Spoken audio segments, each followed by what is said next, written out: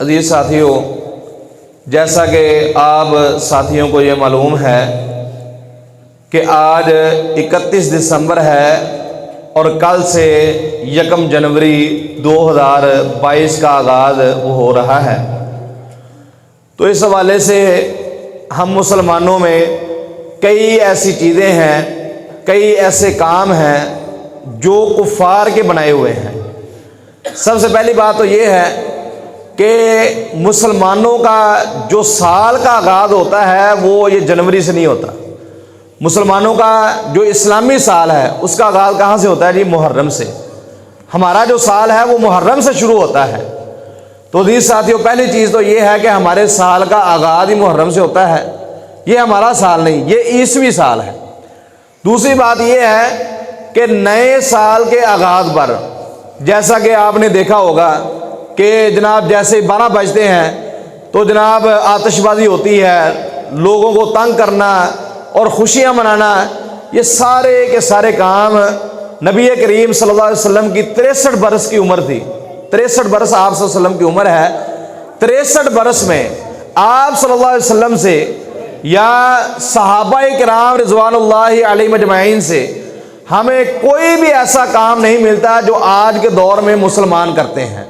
ہمارے نوجوان لڑکے، نوجوان لڑکیاں، آپ جا کے بازاروں میں دیکھ لیں، آپ جا کر ان جگہوں پر دیکھ لیں جن جگہوں پر نئے سال کو منانے کا اہتمام کیا جاتا ہے کہ ہماری مسلمان لڑکیاں اور ہمارے نوجوان لڑکے وہ ایک ہی جگہ پر جمع ہوتے ہیں اور اتنی بے حیائی اور فحاشی ہوتی ہے کہ آپ سوچ نہیں سکتے۔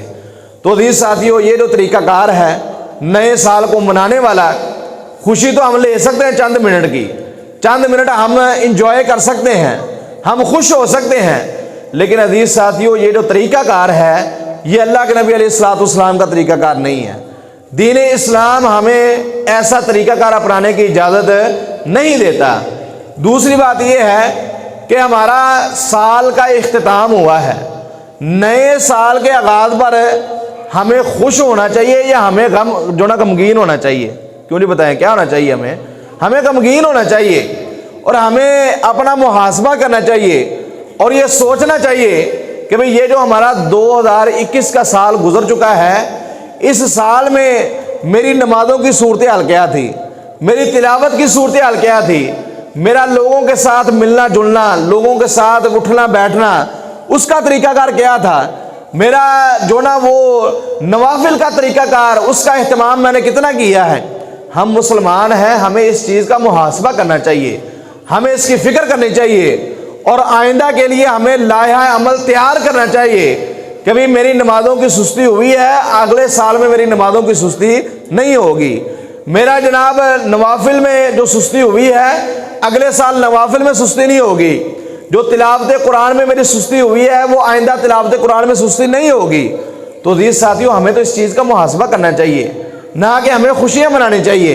اس وجہ سے آئندہ جو سال شروع ہو رہا ہے، جو عیسوی لحاظ سے شروع ہو رہا ہے، اس میں ہمیں اپنا چونکہ ہمارے ہاں تاریخ بھی وہی چلتی ہے، سارا سسٹم بھی اسی کے تحت چلتا ہے، ہماری چھٹیاں، ہمارے دفاتر کھلنے بند ہونے، یہ سارا طریقہ کار اسی کے مطابق چلتا ہے۔ اس وجہ سے ہمیں اس کے لیے لائحہ عمل تیار کرنا چاہیے، ہمیں اپنی ایک روٹین وہ تیار کرنی چاہیے کہ میری پورے دن میں یہ روٹین ہوگی، اتنا ٹائم میں تلاوت کو دوں گا، اتنا ٹائم وہ دین کی خاطر دوں گا، اتنا ٹائم میں مسجد کو دوں گا، اتنا ٹائم میں اپنے گھر والوں کو دوں گا، اتنا ٹائم میرا نوکری کا ہے۔ جب ہماری ایک روٹین بن جائے گی، ایک ٹائم ٹیبل بن جائے گا، تو انشاءاللہ ہمارے کئی سال بھی گزر جائیں گے، ہمیں کوئی بھی پریشانی نہیں ہوگی۔ ہمیشہ انسان اس وقت ہی پریشان ہوتا ہے جب انسان کا ٹائم ٹیبل خراب ہو جاتا ہے۔ جب ہمارا ٹائم ٹیبل ٹھیک ہوگا نا کہ ہم نے فجر کی نماز پڑھ کے قرآن مجید کی تلاوت کرنی ہے، پھر اشراق کی نماز پڑھنی ہے، اس کے بعد اپنے دفتر کی تیاری کرنی ہے، اپنی ڈیوٹی کی تیاری کرنی ہے، پھر آگے میں نے یہ کام کرنا ہے۔ جب ہم اپنا پورے دن کا ایک شیڈول تیار کر لیں گے، ایک ٹائم ٹیبل تیار کر لیں گے، ہمارا دن گزر بھی جائے گا، ہمیں پتہ بھی نہیں چلے گا، ہم پریشان بھی نہیں ہوں گے۔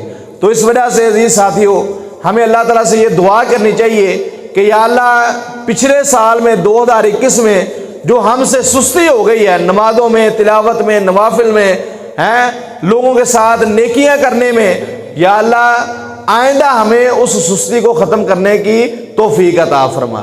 ہاں تو انشاءاللہ ہم جب یہ طریقہ کار اختیار کریں گے ہمارے سال اچھے طریقے سے گزر جائیں گے، اور جو پچھلا سال ہے جیسے کہ میں نے کہا ہے ہمیں اس کا محاسبہ بھی کرنا چاہیے، ہمیں سوچنا چاہیے ہمارا پچھلا سال کیسے گزرا ہے۔